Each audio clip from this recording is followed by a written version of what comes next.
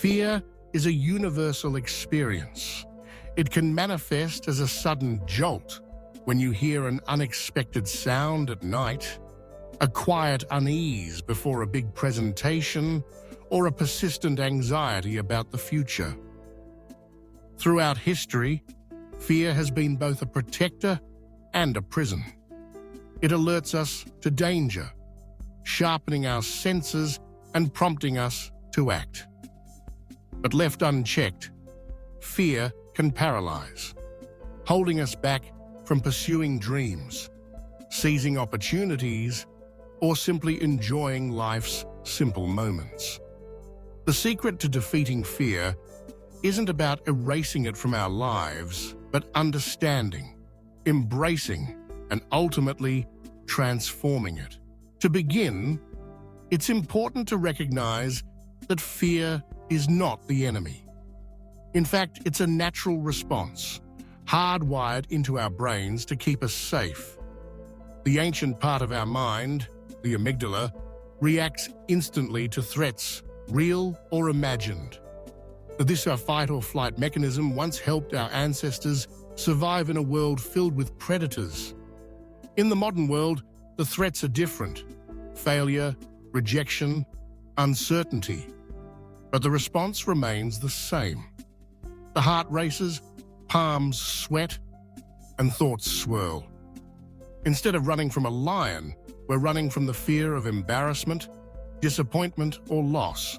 The first step in defeating fear is to name it. When you feel fear arising, pause and identify what you're afraid of. Is it the fear of failing in front of others? The fear of not being good enough? Or perhaps the fear of the unknown? By putting a name to your fear, you bring it into the light. It becomes something you can address, rather than a shadow lurking in the corners of your mind. Journaling, talking with a trusted friend, or simply reflecting quietly can help clarify the root of your anxiety. Once named, the next secret lies in facing fear, not fleeing from it. Avoidance only enlarges fear, giving it more power over your actions and choices. But when you face what frightens you, even in small ways, you begin to reclaim your agency. Psychologists call this exposure, gradually confronting the things that scare you until they lose their hold. It might mean speaking up in a meeting, signing up for that art class, or having a difficult conversation.